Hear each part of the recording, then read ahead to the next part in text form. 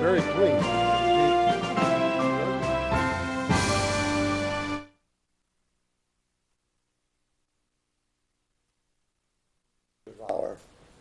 I'm Dave Wilkins, your host.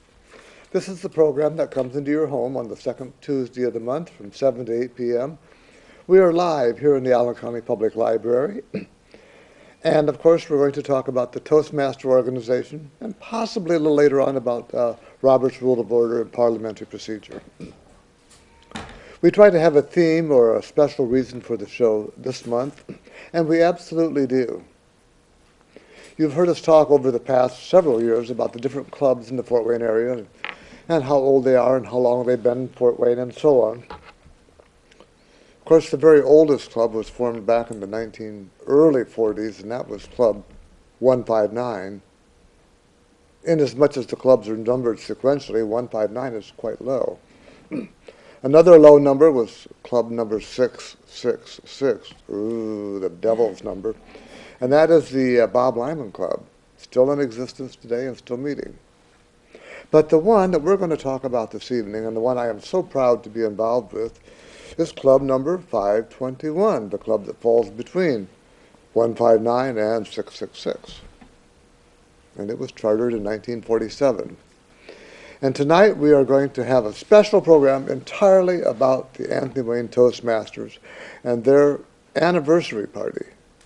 They had it last Saturday night downtown at Hall's Gas House, and I must say it was quite a success. It was a very fun evening, well attended, good food, good presentations, and we're going to attempt this evening to reproduce that which we did last the Saturday night, the actual anniversary date of the Anthony Wayne Toastmasters, and try to put that on again for you here on TV today. I am very pleased to have with me here in the studio two of my relatives, my wife, Berniece Wilkins, and also my grandson, Ben Wilkins, sitting on the other side of the table. So now we are a three-generation Toastmaster family, what with my son and daughter-in-law belonging some years ago, and my son actually signing Ben up to become a member. You've seen his name in conjunction with the show a lot of times in the past because he has for a long time been our very favorite camera operator, and he does such a good job running the camera that tonight we took him off the camera and put him in front of it, so he's going to talk to us tonight too. I want to talk a little bit about how I got started with the Anthony Wayne Toastmasters. As I said, it goes way back into the 40s, but my career began in 1985. In October, actually, so next month will be my 32nd year in the organization. Now, when I went, I wasn't a joiner. I wasn't going to be a groupie and belong to something. I didn't want to have to be someplace every single week. So my goal was, they offered a course called Speechcraft, 6 weeks, public speaking basics. I was going to go in, get the course, get out, and be done with it. I took the course. It was really very interesting. I really enjoyed it. At the end of 6 weeks, I had heard there was going to be some great speakers the 7th week, so I went back that week too. And then I put another week after that, the 8th week, and the 9th, and pretty soon I think I must have been hooked, because I've been going now for 32 years. You know, the comedian Woody Allen has often said that 85% of success in this life, think of this, 85% of success is just showing up. You got to be there to do it, or if you're not there, you can't do anything. So I kept showing up, and at one time I had a 7-year record of never having missed a meeting in 7 years.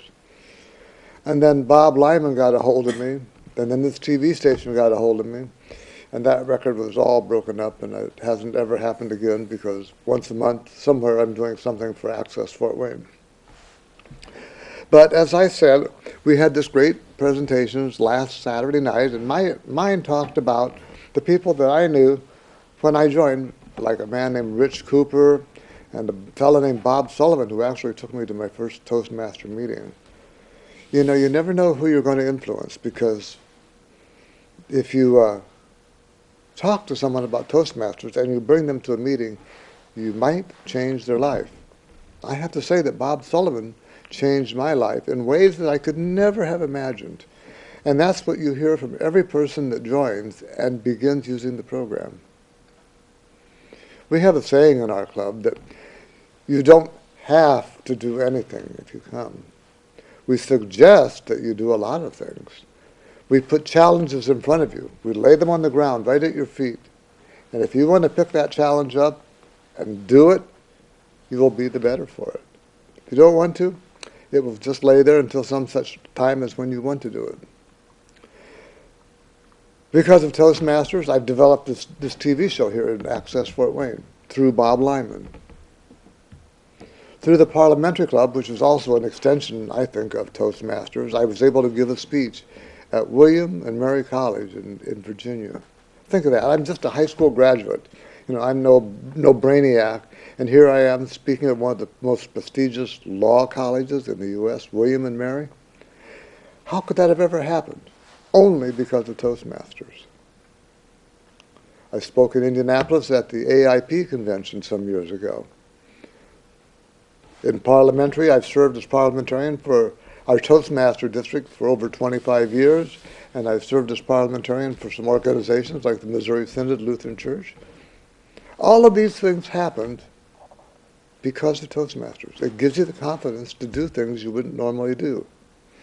And I have to say that the people that you meet in the Toastmaster organization are beyond a doubt the most highly motivated, the most highly intelligent, the best speakers, the best leaders, because they want to grow and they want to become a part of the group. Now, in the organization, and in any organization, they say that 15% of the work, or 85% of the work is done by 15% of the people. Well, that's really true. And also, not only that, the things that you have and the things that you collect in your life come from being willing to store it, being able to store it. And my wife has had the honor of being the Anthony Wayne historian for I don't know how many years. And to that end, she wants to talk to us this evening about how our club came to be and some of the documents that she has to share with you tonight. So if you'll please welcome Berniece Wilkins.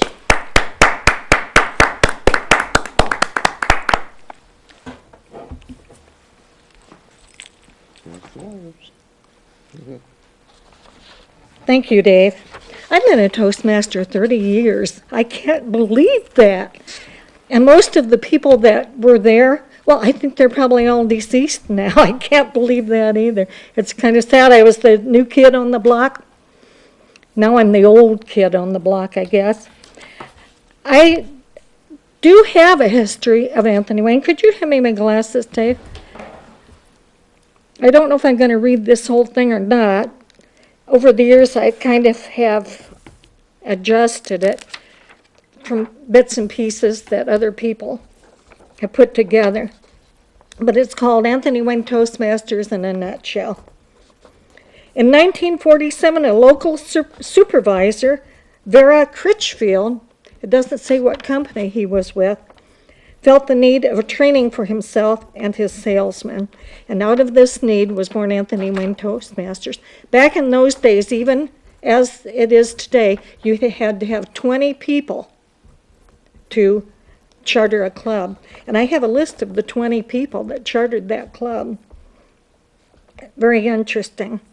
It was chartered on September 9th, 1947, by Charles C. Maurer, who was the president of Toastmasters International at the time. Well, the young club back then, you know, even today it makes its name for itself. We have had contest winners. We have had leaders, division leaders, district leaders, area leaders from Anthony Wayne. And it's just the same as it was back then.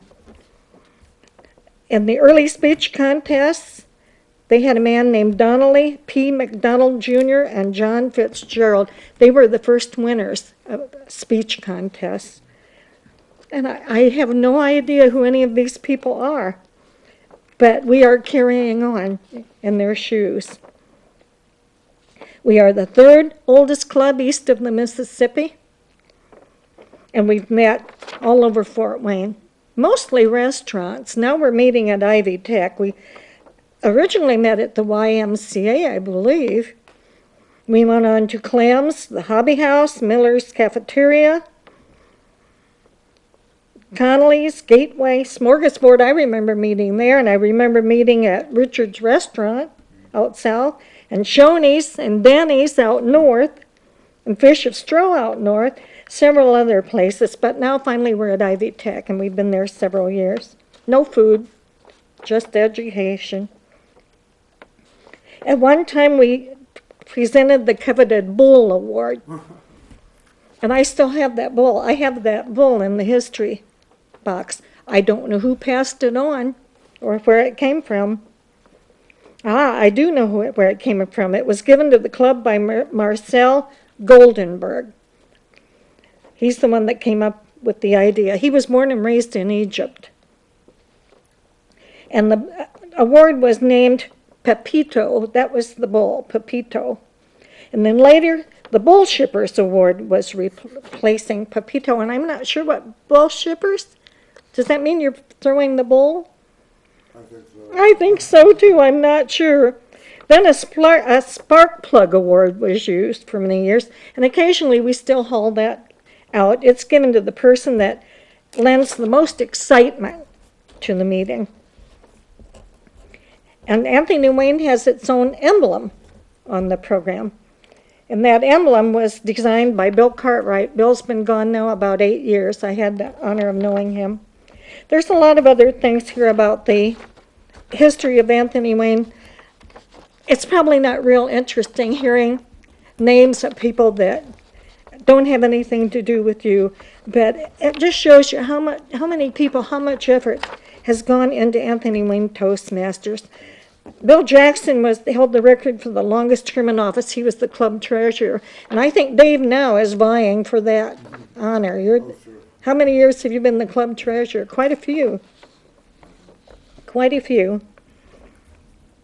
We have a Latin motto that's on the front of the program, Parliamentarian, which means a little better. And the way to improve in any endeavor is to strive to do a little better than your last effort, a little better than your best. And where are Anthony Wayne Toastmasters today? I think it'd be hard to find an activity or profession where there isn't a Toastmaster, or a past Toastmaster anyway. There's men and women who have been teachers, judges, just about anything. And these people have strived to improve not only themselves but their community as well. And this is just a little bit about Anthony Wayne Toastmasters. There was a lot more there. But I want to tell you a little bit about my experience with Toastmasters. I'm a ham. I like to speak. Not so much read like I did just now, you could probably tell. But I like to speak, and I always have. What I have had trouble with is leadership. And Anthony Wayne Toastmaster, all Toastmasters, is about not only communication, but also leadership. Very important in today's world. I never would have dreamed that I would become an area governor, a division governor. Unreal. With many clubs under my wings. And as I visited these clubs, I became obsessed with something. Do you have your charter? Where's your original charter? And nobody knew. No, it got lost somewhere. And some of the clubs aren't all that old. Some of them are fairly new clubs. They don't know where their charters are. How can that be? That's a piece of the club's history. And then I thought, what about Anthony Wayne's? This club is 70 years old. What happened to its charter? Of course, all the people are dead that were alive way back then that received that charter. None of the new people in the club are going to have a clue as to what happened to the charter. And then I got an email from a man. He retired and moved to Colorado, He's been there several years, but he never unpacked everything, and finally he thought maybe he should get rid of some stuff. And he found something. He emailed me, and he said, I found something I think you should have. Anthony Wayne's charter. I was thrilled. I couldn't believe it. The charter. I've been looking for the charter for years. There's the charter. I think you're looking at it right now on the screen. And I'm holding it in my hand.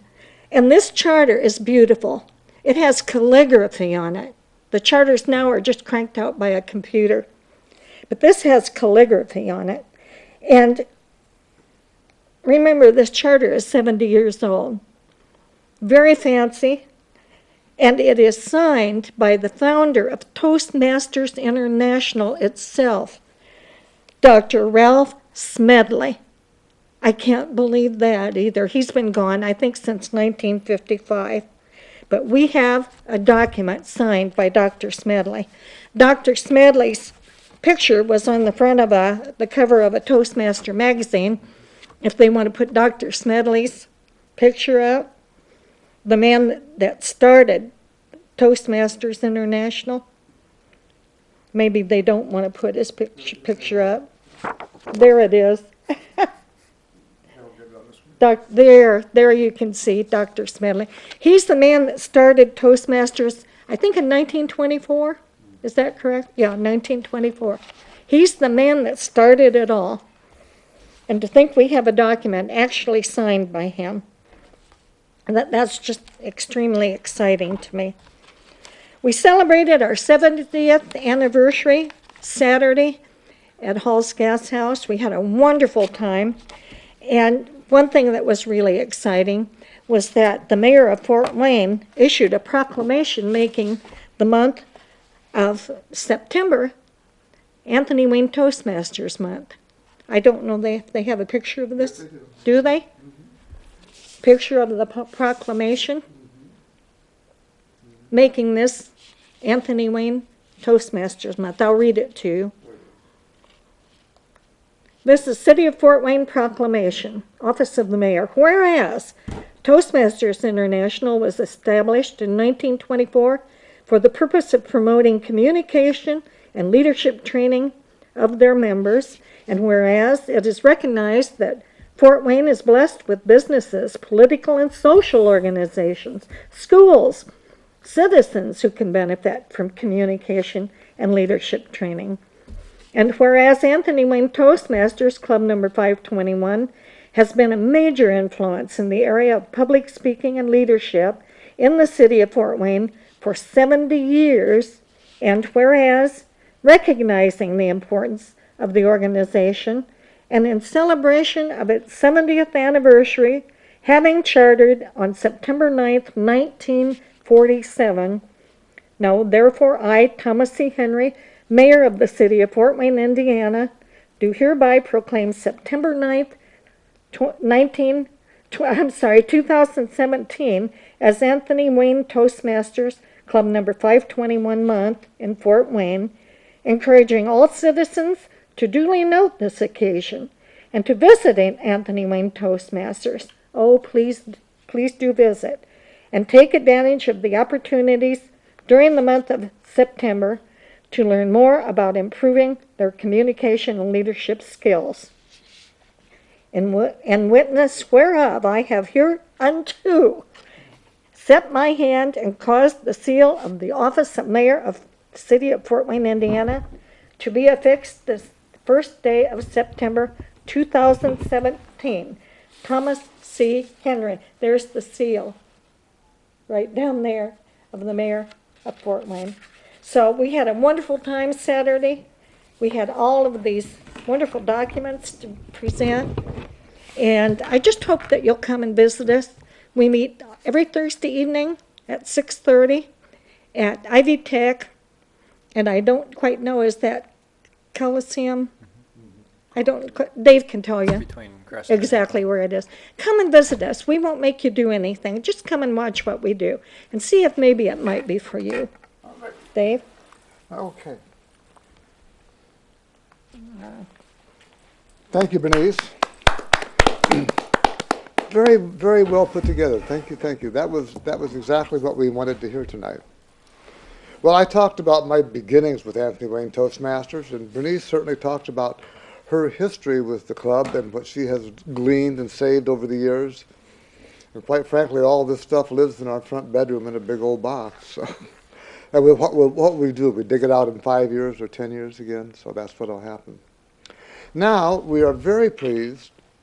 We have this new young member who is really enthused with Toastmasters, and he wants to give us a testimonial about his experiences with Toastmasters, what he's getting out of it, and he will fill in with what he thinks you can get out of it too. So please welcome Ben Wilkins.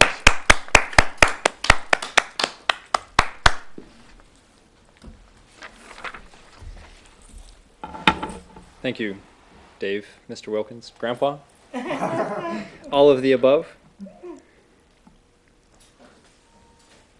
Yes, so I'm one of the newest members with Anthony Wayne Toastmasters, Club 521. I've been with this club for about 5 months now. And it's funny because my grandpa actually called me the other day and he says, you know, I started with Club 521 when I was 42 years old, and you're 26. So you have 16 years on me, end quote. Which got me really thinking that if I have 16 years on my grandpa with Toastmasters and I continue through with this until I'm 42, just until I'm 42, how much better and how much farther advanced I might be than I am right now. And how much farther I can take this into the rest of my life or the rest of with Toastmasters. I'm the Sergeant at Arms for Club 521 at Anthony Wayne, rather. My grandmother mentioned that she used to be the new kid on the block, and now she's the old kid on the block. I wouldn't put it that way, but those are your words, end quote. Now I'm the new kid on the block. I'm the newest, youngest member with Club 521. And I'm so excited to be here. I am so thrilled with Toastmasters so far, and again, I've only been here 5 months. Toastmasters has really helped me grow as not only as an individual, but also in this group. Toastmasters has helped me in many different ways, not only with my job, with my relationship with my friends and my girlfriend. It's helped me with my relationships with my parents. Overall, it's helped me, I think, shape me into a better person. Within 4 weeks of becoming a member of this club, I won the Spark Plug Award that my grandmother was actually just talking about. At the time, I didn't fully understand why I got that award or what it even really meant, but the more I've moved through Toastmasters and the more that I've heard more about it and some of the other awards that they've done, it helps me to understand that they gave me that because I just hit the ground running with Toastmasters. I immediately started on my first speech as soon as I was able to. Within the first week, I gave my first speech at Toastmasters. Within the third week, I gave my second. By the fourth week, I gave my third. And now I'm only 3 projects away from finishing the first project, the first project manual. And it's my understanding that when you finish one of these manuals, you actually get a certificate of achievement, a certificate of completion that not only you get a copy of, but they also send to your employer, which I am really looking forward to. I've told my boss that I've joined this club and that this is what they're doing for me. And he also seems pretty thrilled to see that certificate come out because he knows what I can do when I'm at work, and I'm proving what I can do when I'm outside of work as well.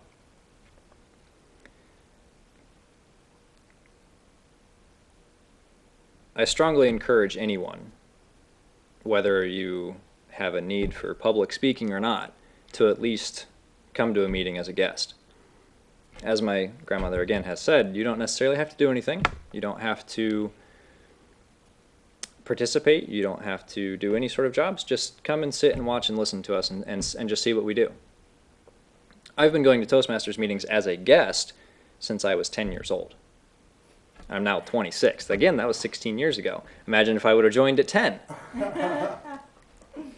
By the time I was 42, I'd then have a 32-year gap. So I didn't really fully understand why I was joining Toastmasters when I did.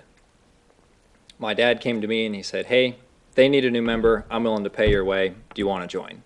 And I said, sure, why not? I get to spend more time with my grandparents. They get to teach me a skill that I may or may not ever use again. And here I am. At the time, I didn't realize that that skill is more useful than it seems, even if you don't ever have a need for public speaking. Public speaking isn't always necessarily talking to a large group, isn't always necessarily giving a large presentation to hundreds of people. I found that it's helped me in meetings with my boss. I've found that it's helped me with meetings with my entire staff at my store. I found that it helps in any type of interpersonal communication that you may ever come to, which, let's face it, we all interact with people on a daily basis. If you really stop and think about it, how many people do you interact with every single day? 10 or more at least. Now, being in retail, I interact with 50 to 100 people a day, guaranteed, without fail, every single day. So without Toastmasters, I could do my job. I could interact with these people. I mean, I'm not a hermit, but I feel that Toastmasters has helped me do it better. It's helped me think on my feet, as I'm doing right now. I have 5 notes written here. The majority of the speeches that I've given Toastmasters over the past couple of weeks have actually been just off the cuff, which is meaning no notes, no preparation, no nothing. Just, here's my thought, let's roll with it. This is what I did at our anniversary party that we had this past Saturday at Down Halls. I gave a speech to our group about what Toastmasters has done for me, what I feel Toastmasters can do for everyone else, and also thanking everybody for the opportunity for becoming a member. Because I have created so many new friendships and relationships with the people that I do see every week, and I only miss 1 day a week because of work. I feel that it's a necessary skill to have, regardless of, again, you've got large groups of people to speak to, or you've got 2 or 3 people to speak to at one time, even only one person to speak to. It's helped me understand patience a little bit better. It's helped me to understand where my thoughts are coming from and how to better formulate them into sentences, rather than just jumbled garbage coming out of my mouth. Toastmasters has helped me become a better person. And I'm not even just feeding you a line here. It really is a true thing. Over the past 5 months, I feel that I've had more accomplishments than I've had in the past 5 years. It's helped me to understand where I'm coming from at my job. It's helped me to understand better what my boss is telling me and how to handle what I need to handle while I'm there. It's helped me better understand what my customers need from me. I find that mainly Toastmasters has helped me with my job, which is again why I'm looking forward to that certificate so much. But it's not just my job, it's every aspect of life, because communication is 90% of what we do. Unless you spend all of your time alone, holed up in a little tiny room, you're always going to interact with people. And you're always going to need to interact with people. Going to the store to buy your groceries for the week, going to the gas station to put gas in your car. You will always have a need to interact with people. And Toastmasters can help you do that more efficiently. Mr. Wilkins. All righty. Okay. All righty. Ben, what a testimonial. Thank you, thank you, thank you. Hey, Grandma and I were talking when we were out to your store when I bought that battery charger thing. Yeah. We commented how well you handled the people. And you were working with a lady and you said, no, you don't need this, you need to go over there and I'm going to show you this. And you were just so natural talking to her, just exactly like you knew what you were doing. And she really seemed to be pleased with the service that you were giving her. So, oh yeah, you know, Toastmasters will take you places you never thought you could go or possibly even want to go. And it's because we learn by doing. We have something in the studio that is really rare, and I found it in a wastebasket at a conference when the conference was cleaning up, and this was some years ago. And what it was an old VHS tape, and it was an actual promotion done by Dr. Smedley, the man's picture you saw here a few minutes ago. Now, this is back when Toastmasters was a men's-only organization. It wasn't until civil rights in '68, I believe, that they opened it up so women could join too. But we have this piece of tape where Dr. Smedley is promoting Toastmasters. And I think we can play that right now. It was about 3 or 4 minutes. I think you'll enjoy it.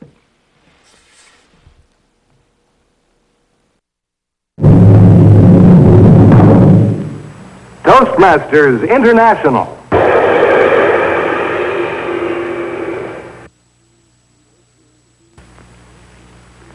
Toastmasters grew out of an effort to meet the needs of a group of men in Bloomington, Illinois, more than half a century ago. In those days, I was a YMCA secretary. Many of the men with whom I was associated in that work needed help in talking and in meeting other people. They had ideas, but they did not know how to express them.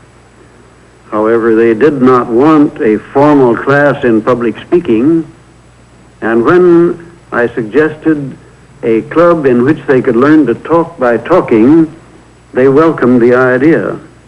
I believed in the sound pedagogical principles of learning by doing and improving through helpful suggestions or constructive criticism, as I preferred to call it. Businessmen, professional men, laboring men, men of a variety of occupations came into the club, and they were surprised by the results which they achieved through following our simple process of practice and criticism. We were strictly an educational group. We avoided the atmosphere of the classroom, and we learned in moments of enjoyment. As men in other communities heard of our plan, they desired the same training for themselves. It is gratifying, as I look back over our development through the years, to know that the growth has been the result of the desire of men to improve themselves in speech and in communication with other people. Yes, many thousands of men throughout the free world have profited by Toastmasters training and have been led into more productive living, more satisfactory living by this means. I hope to see many thousands more given the advantage of this training in the years to come.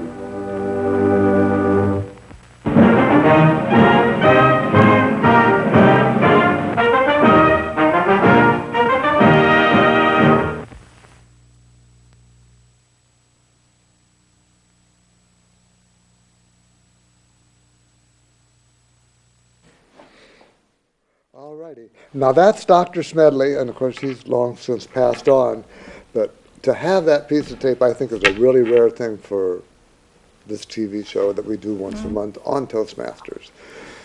We keep saying how wonderful it is, but you have to experience it yourself. You have to come to a meeting.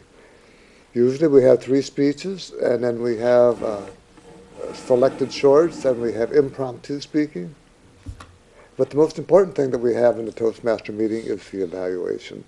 And that's where someone will give you their impressions of what you said, how well you did it, and perhaps where you might improve the next time. And that's what it's all about. My wife is the current education vice president of our club. That's the person who sets each weekly program in place. And years ago, when she first got that job, she sat down with a man named Richard Crick, who had been a really great education vice president years and years ago. And he told her that one of the secrets of being a great education vice president was to keep it interesting. You don't want to do the same thing week in and week out every week, never changing, never changing. So he suggested that one of the things you might do is have a special program once a month. Maybe at the beginning, maybe in the middle, maybe at the end. Maybe go 2 months with nothing, maybe have a special program twice in 1 month. He suggested all different kinds of programs that you might do. One was a backwards meeting, which is a real hoot to do. We haven't done that in a long, long, long time. If you can imagine doing a backwards meeting where you start with the adjournment and you move backwards through everything that you do on an evening's basis, and then you end with the call to order. Another type of program would have been perhaps a debate. Sometimes they do that during political seasons. Now, we're apolitical. You can't come and argue and debate political points in the meeting. That's not what we do. We also stay away from controversial subjects. That's not something that Toastmasters is very good at doing. We don't want to be controversial. We want to be entertaining, informative, and inspirational. Those are the things that we primarily do. Berniece came up with a special program last month, and I think it went over very well. It was a poetry or dramatic reading night. You know, most of the time we stand up here and we don't read out loud what we're doing. We have it in front of us as in a poem. And that we can do, but then you have to practice putting in emphasis, spacing, pauses, and that's kind of a tricky thing to do. We had this last Thursday night. It was poetry night. And I presented a couple poems, and so does my grandson. And Ben, would you like to come up here and share with us? I think it's called Static Electricity. Static Electricity. This is a very interesting poem for a young man. Please come up and share it with us. Sure. Mm-hmm. Thank you, Dave, Mr. Wilkins, Grandpa, all of the above. All the above. Before I begin, I do need to mention that this is not my original poem. This is actually written by a gentleman named Neil Hilborn, and is an excerpt from one of his new books coming out. This is my favorite poem by Neil, and I was just awestruck the first time that I heard it, and I've listened to it probably 30 times since. So when I was asked to come up with something for poetry night this past Thursday, I immediately knew that I wanted to read Static Electricity, assuming that we could do readings, which turns out we can. Very dramatic and very strange, but very interesting to me. The poem goes as this, if you'll excuse any mistakes I might make. And I quote, "In second grade, we did an experiment with static electricity. We rubbed balloons on our heads and stuck them to walls, and kissing you is kind of like that. My hair stands on end, I get shocked when I touch things, and I want to tell you stupid stuff like kissing you is a bundle of kittens, colliding with my face at 0.5 miles an hour. It's like being shot with a dart gun made of hummingbirds that shoots darts made of hummingbirds. And your lips are so soft I can't actually tell when we're touching, like braiding hair underwater or napping under a blanket filled with clouds and rainbows and your favorite books. When you kiss me, the cartoon devil and angel on my shoulders climb into my ears, lick all my neurons, and start dancing on my brainstem. And if you were a 300-pound professional weightlifter and I were a Kia Sorento, you could drag me anywhere with your lips. Kissing you is patient and impossibly slow, like peeling paint off a wall with glittery stickers or cooking a turkey with a lighter. You remind me of the time in second grade when Bethany Hopkirk called me a freak face and stabbed me in the arm with a pencil. Because kissing you is kind of like that. It's unhealthy and will probably result in disfigurement. But baby, bring on the facial scars and lead poisoning. Because when you kiss me, you are dangling me off a bridge by my belt. You are the screen door of my childhood, all teeth and swinging so full of holes you could never keep anything in. You are every black eye. You're a semi-truck, and I'm a turtle with 2 broken legs and a broken heart. You are illegal fireworks falling downstairs together, driving on 4 flat tires and playing frisbee at night with a saw blade. Kissing you is like falling out of a 37th story window, exploding into a cloud of robins, and reappearing on the ground with my mouth full of feathers. And when I can't kiss you, I try to find the electricity in my apartment. I dig around in wall sockets, I change light bulbs with my teeth, and I make out with the toaster. And I know we've only been seeing each other for a couple of weeks, but when you kiss me, I can't remember my middle name or which one's my left foot. So come over tonight. We'll shuffle around the apartment in our socks, and we'll let our lips drift toward each other like tectonic plates made out of kittens. Mr. Wilkins.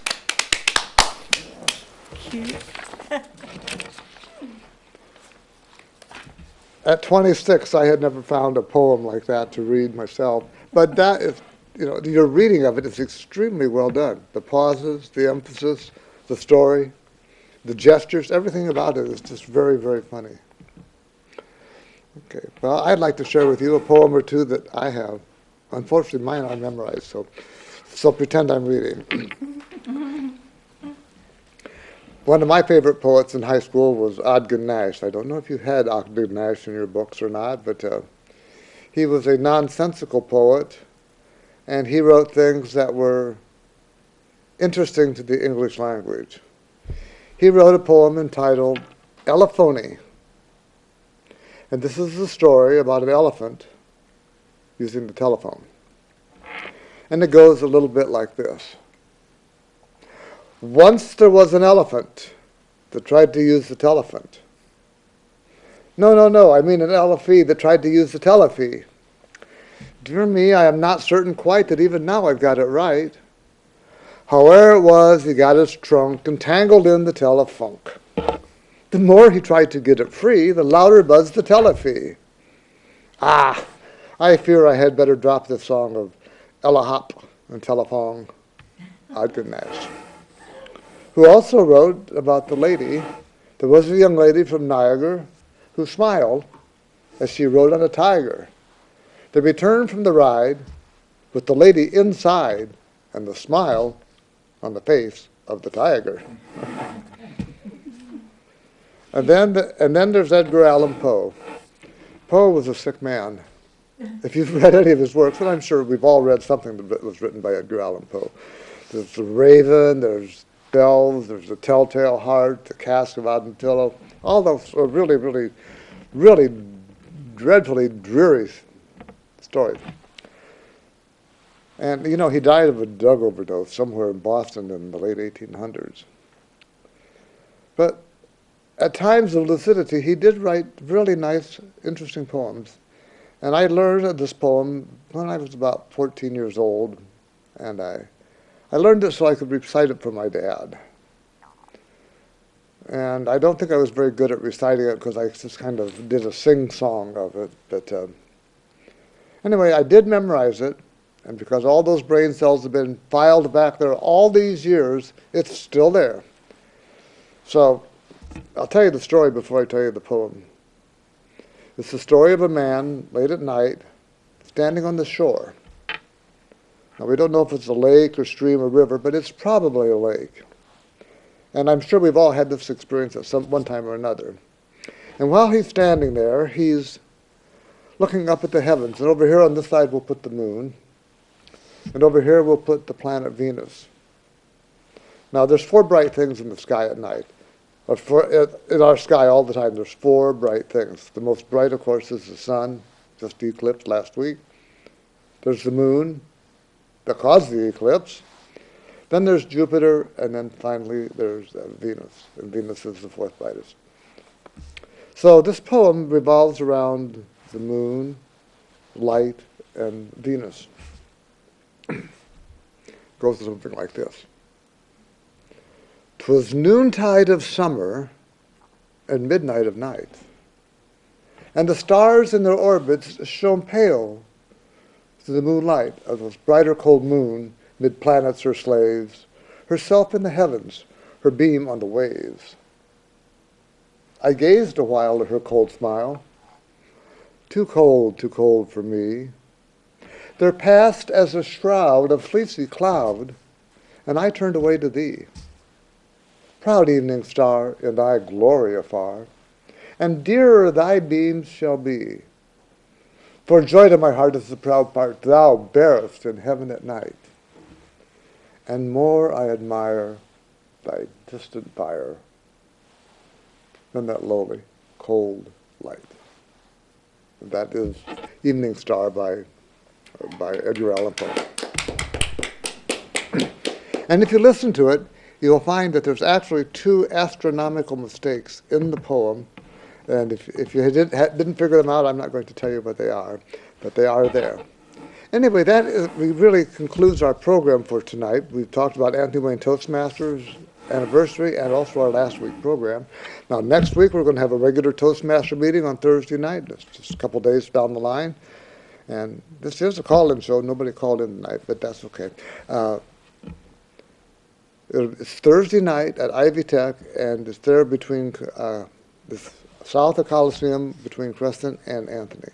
And go in the main entrance, ask the security guard where we're at, and you'll find yourself in a room full of really nice, dedicated people who are very interested in helping one another grow. That's what the late Bill Cartwright said. He never knew of any other group where so many people would gather to help you improve yourself, even as you help them improve themselves. It's a win-win, win-win situation. I want to thank you for watching tonight. I hope you have enjoyed our story about the 70th anniversary of Anthony Wayne Toastmasters and also our club meetings. And I want to thank Ben for being here tonight, for doing such a great job. Berniece, thank you. I know you're here under duress. You don't like to be here at all. And also I want to thank Dennis Osborne and Otto Boucher, Access Fort Wayne, and all the other fine people down here who do the great job of putting us on the air. So until next month, this is Dave Wilkins saying, may all your meetings be fair and efficient, and for better speaking, listening, and thinking, Toastmasters is the way to go. Good night.